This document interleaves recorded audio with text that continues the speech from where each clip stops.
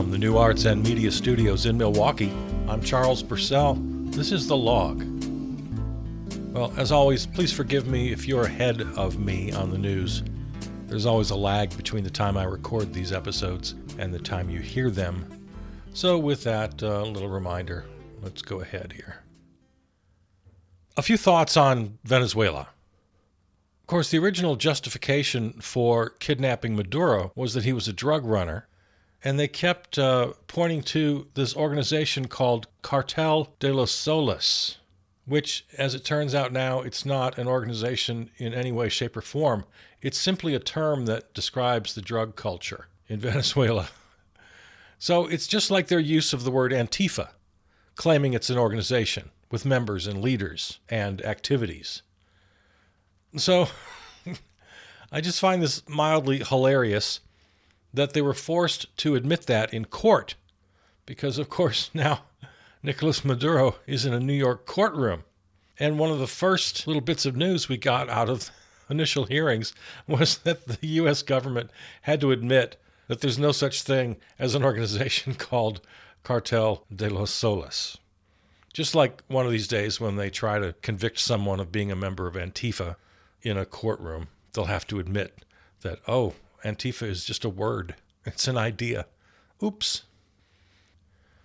Americans are fleeing Venezuela. It's more violent now since the kidnapping. Gangs are roaming the streets. Americans being told to leave. Their safety can't be guaranteed. American oil companies are saying no thanks to the whole deal. They don't want to take over Venezuela's oil industry. It's a mess. It needs too much modernization. It's too expensive. And the political instability, the violence. So the whole thing is just falling apart. It's a fiasco. Something else, maybe a trivial detail, but I couldn't help but notice. When Maduro and his wife, Celia Flores, were perp-walked, Celia Flores looked like she'd been beaten to a pulp. Her face was bruised and bandaged. And Maduro was walking with a noticeable limp.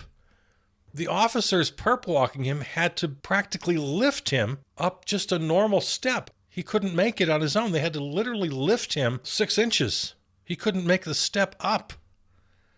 He had just been dancing days before.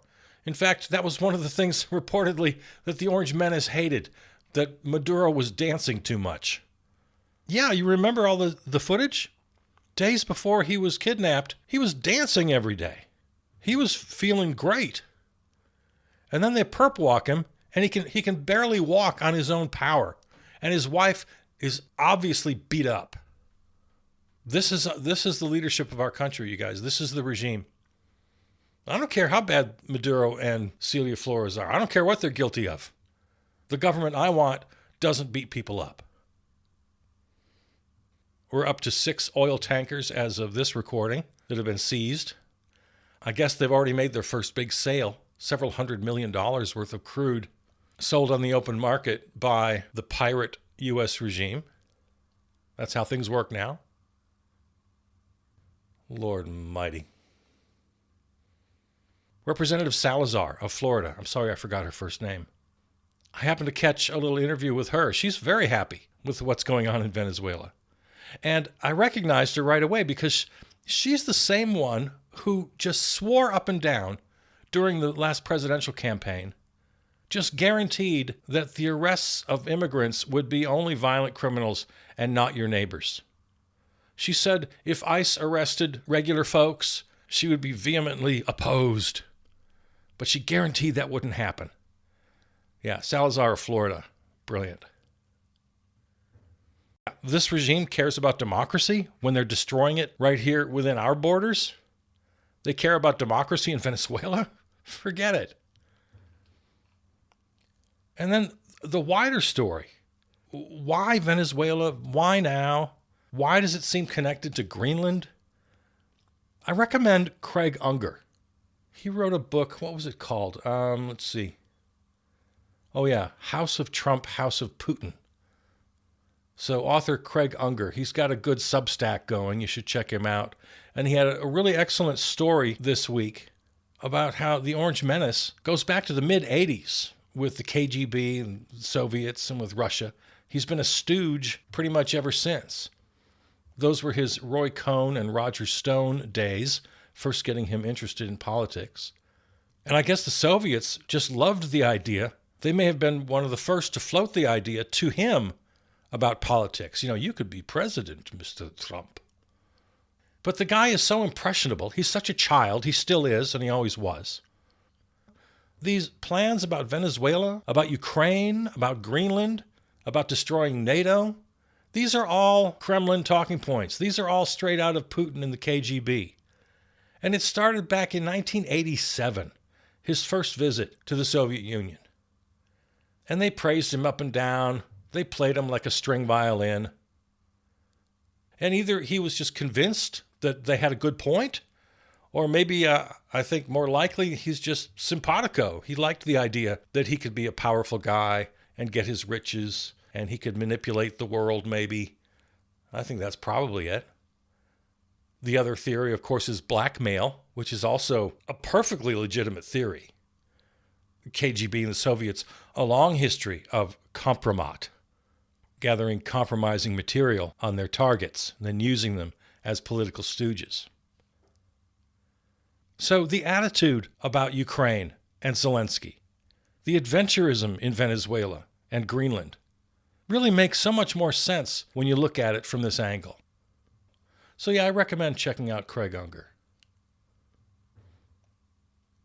And then one last thing on Greenland, a story that's not getting nearly enough attention because it sounds like conspiracy theory, it sounds crazy, but there's way too much information to ignore. And that is the whole Broligarch thing. Peter Thiel and the rest of them really want Greenland. Greenland is a very rich source for rare earth materials, crucial to the tech industry. And this whole idea of freedom cities. Check out Peter Thiel, freedom cities, techno-fascism, techno-monarchy. They've got this fever dream about setting up these quasi-independent, autonomous tech monarchies, these city-states that are free from international rule. They have no concept of democracy at all. In some way, an old-fashioned company town, where the corporation, headed by the oligarch, billionaire, techno-monarch, has complete reign over this enormous city-state. And everyone living in it lives under their rules.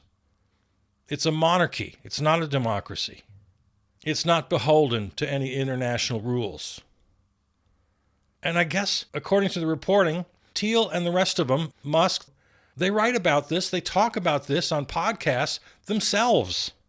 That's the thing about some of these stories.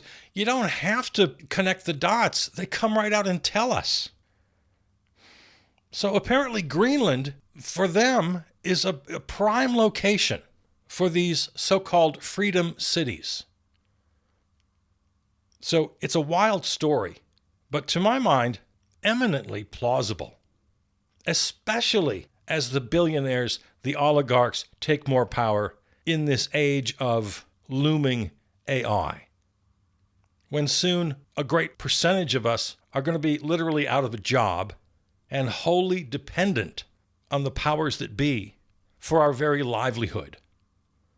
However they decide the world should be organized in this new age. Which is why I keep going back to our only solution. And that's people-to-people democracy. That's a complete and entire overthrow of the money-profit system and to the absolute extinction of the species known as billionaire.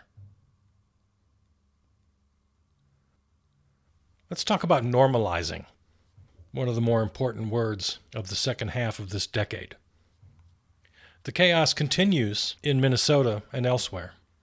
And every bad thing that happens normalizes the next, even worse thing to happen. And each day brings us worse things. The DOJ is apparently the private law firm, answers only to the Miller-Vogt regime. The FBI is their private police force. No accountability to the people, to Congress, to the courts. ICE and CBP are the regime's private domestic army. Got their own secret police now, well established, normalizing the very idea of all these things. The U.S. military is now a private goon squad for foreign adventures.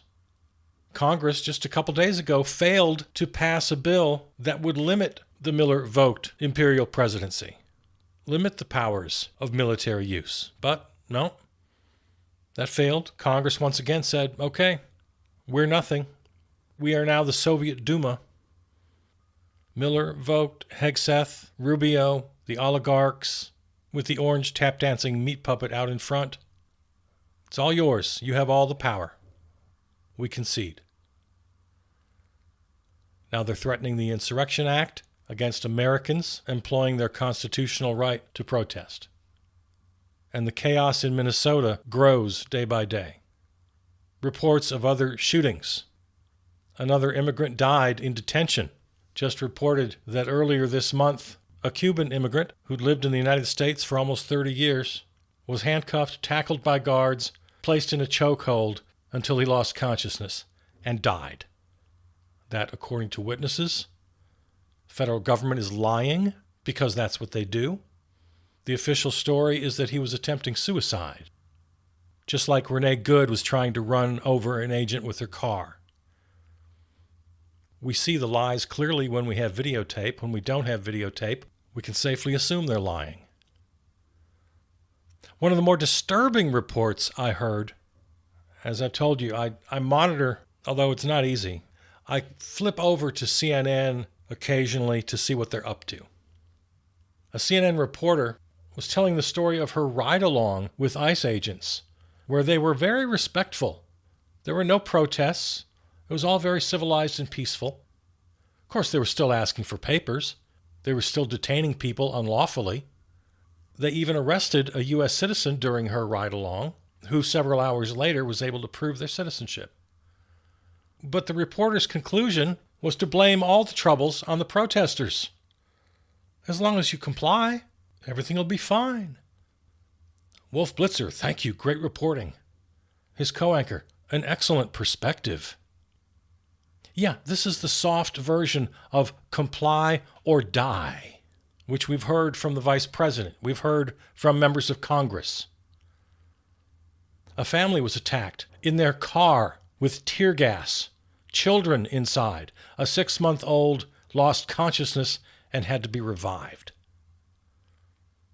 Lee Stedman of Madison, a social media friend of mine, is doing very good reporting from the Twin Cities. Apparently they're mixing things up. They're consciously putting agents in the field, women, men, agents of color. They're not all in camos anymore. They're in plain clothes. They're mixing in. They're blending in. Unmarked civilian vehicles. Yeah, they're disguising themselves just like the military aircraft that murdered 11 Venezuelans. The aircraft disguised as a civilian plane.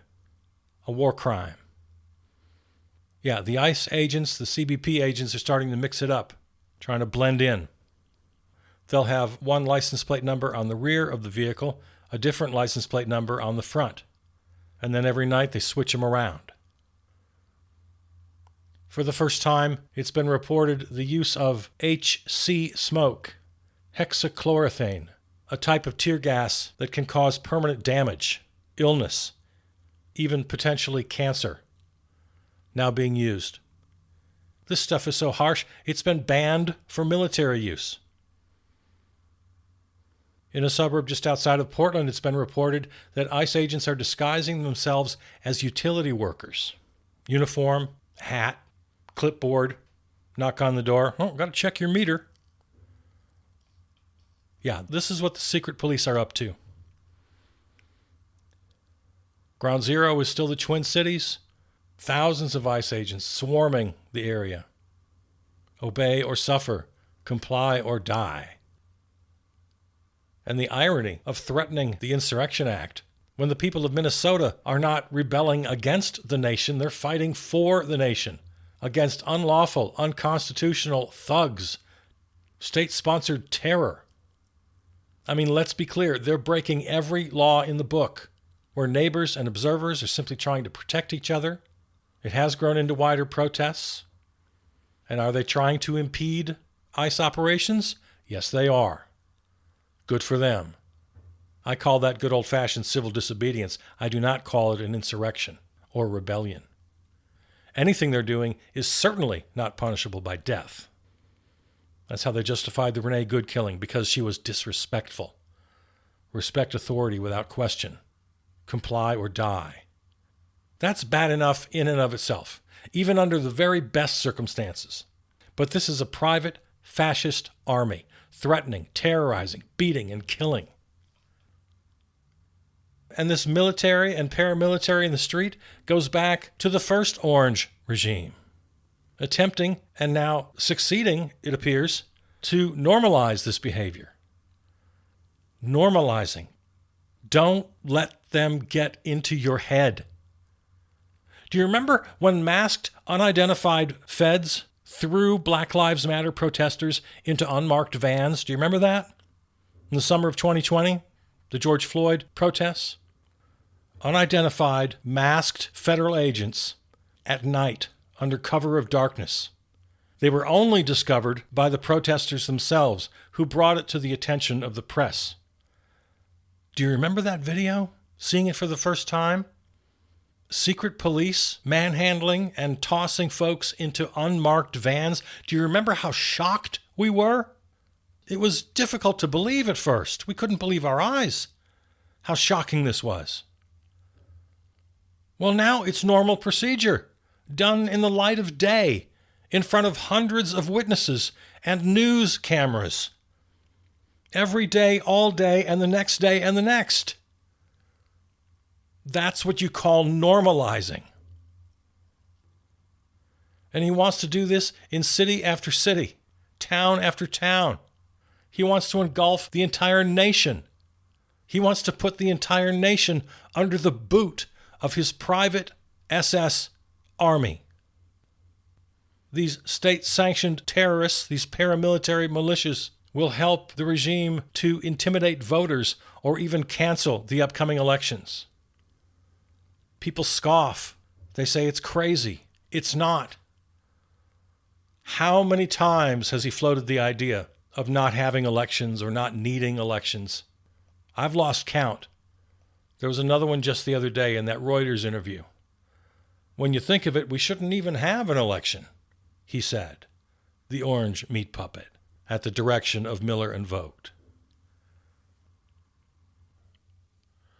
Now, the regime is already doing everything it can think of to screw with the upcoming midterm elections. I don't think it takes much imagination to assume that this show of military force on the streets, starting in LA and Chicago and DC, and now an exponential uptick in the severity, the lawlessness, the reckless cruelty we're seeing in Minneapolis. It's a dress rehearsal for creating chaos and intimidation in swing districts. The regime doesn't have to blanket the whole nation with troops. They've got their pollsters and analysts and strategists like everybody else. They know which congressional districts to target. But I don't want to talk about the elections. They're still almost a year away, and that is a damn long time. The fight, as it stands today, is being waged by the good people of Minnesota. Friends and neighbors, going above and beyond, quite literally. They shouldn't have to be doing this. State and local governments do have power. And if you just read the headlines or see a YouTube statement from Mayor Fry or Governor Walz, you may think they're fighting back. I don't see it. I really don't see it. Mayor Jacob Fry has already backpedaled, emphasizing the idea of not taking the bait. Don't take the bait. Well, of course I agree with that. I'm constantly preaching nonviolence, always. But that's his central message right now? That's his top line? Warning that cops can't fight the feds. What does he mean the cops can't fight the feds? Again, not untrue, but what are his cops doing? What's their job? Their job is to protect the public. So when law-breaking marauders are dragging people out of their cars, out of their homes, They're beating them, they're tasing them, they're choking them. Don't the Minneapolis police have some responsibility? Jacob Frey, for all of his good looks and profanity, I don't understand what he's doing. And I'd say the same thing about Governor Walz. Now, Governor Walz and Mayor Frey are being investigated by the DOJ. There's another in a long line of bogus investigations of political opponents of the regime. And the irony here, that they're claiming that Walz and Frey are impeding federal law enforcement, when, as I just said, they're really not. They're not impeding at all. I'm asking them to impede. But, of course, the regime is too stupid to know that. They can't fathom the fact that people are standing up on their own. I mean, who would fight for their neighbors, especially neighbors of color?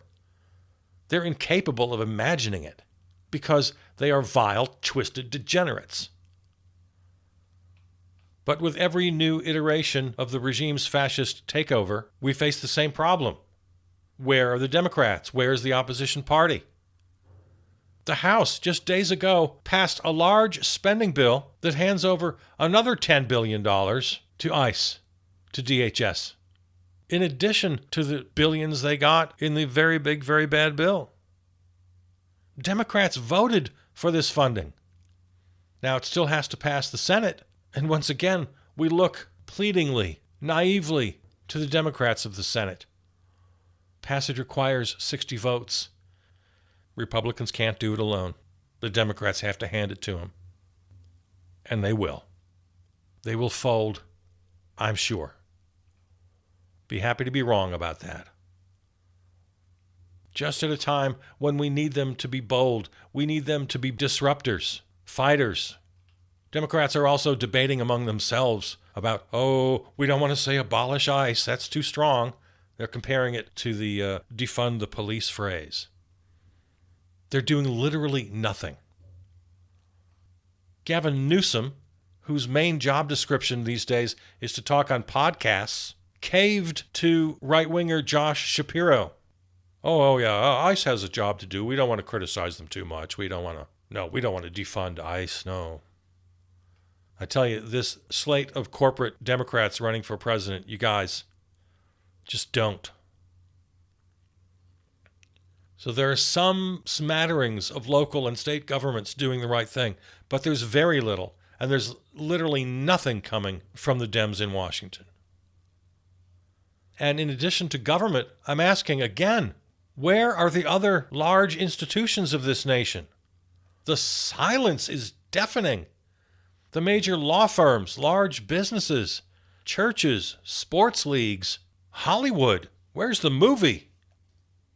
So we're forced to go back to the same sermon we've been preaching for over a year, maybe several years now.